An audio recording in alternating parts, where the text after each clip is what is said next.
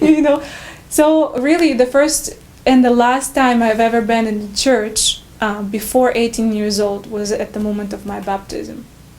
And that was it. I have never been even once in the church, inside of the church. Before you were 18. Yes. Yeah. So, and then something very interesting happened. I mean, obviously you grew up in this culture, which even after communism fell, I think, what you've said is that didn't mean that God came back. I mean, people still lived without God, right? Yes. And so people grew up without any sense of how to live and so forth, right? But then something happened with you in terms of an opportunity in the United, a surprise. A surprise, right? yes. Yeah. Tell us about at that moment, I thought it was a destiny, but later on, I find out this is the will of God. So, and it was so beautiful in a way, although very hard. One day, my mom, she called me to her workplace, and she said, "Sit down. I have something to tell you." She said, "You know that I was I fill you out for this application which calls green card, and this government of the United States give opportunity to several countries, and a lot of them are former Soviet Union countries, to come here to the United States to live and to work, to have opportunity basically to come, and all it does, it really gives you a green light, a green card, green light. You can enter a country without any problem. And so this is what happened to me. And my mom told me that I won that lottery, and I was shocked because I said to my mom, how I'm gonna do this? I don't speak English. I don't know anyone. What am I going to do? And you were how old at the time? I was 17 at that time. Yeah. Yes. What am I going to do? She said, you just go. You just go, and if you're not gonna like it or something gonna be difficult for you, you can always come back. You can always come back. And I thought, okay, well, I will try.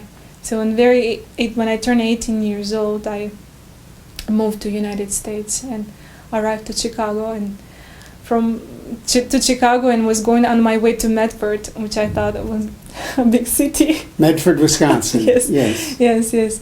And truly many things been happened to me there. It was probably most difficult time in my life, experiences, and so which led me to that point. The only what could help me then was God. Mm-hmm. What happened then? What was the turning point for you? When I moved from Medford to Marshfield, okay. And at that time I started reading the Holy Scripture, and I was fascinated each time I was opening it, because seems these stories were coming alive, and the life beginning to make sense, and so at one point I just felt that if God is Almighty, then He's the only one who can help me. And although I did not understood much who really God is and how this is all work and everything, I just remember one morning I woke up and I said this prayer to God, help me, heal me, because I cannot do this on my own anymore. And interesting too that I read just a small passage in one book, and it says, if you want to love God, call Him your Father, and tell Him that you love Him and permit Him to enter into your heart.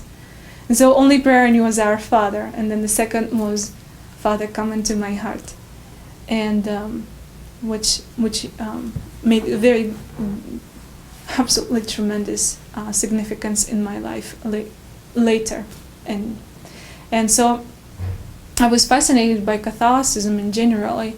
And I thought if I would ever choose any religion, that would be Catholic Church. And I was just trying to find any information on the Catholic Church, and I was fascinated by seeing, for example, like old movies, and ladies would be sitting and praying the rosaries. And you didn't know what the rosary was. I had no idea. But it was beautiful. You saw it was something beautiful about it. Yes. It was so beautiful. It was still. It was just before God. It was quiet. It was on your knees, and this is before you humbly coming before God, and this is what was fascinating me. And also the priesthood, and generally in the priests when they wear cassock, I thought this is just so incredible. What a witness! What a joy! That they're able to give to the world someone who is so necessary to each heart, and through their hands, the Holy Eucharist sacraments are coming. So I was fascinated by this, and surely I wanted to become a Catholic.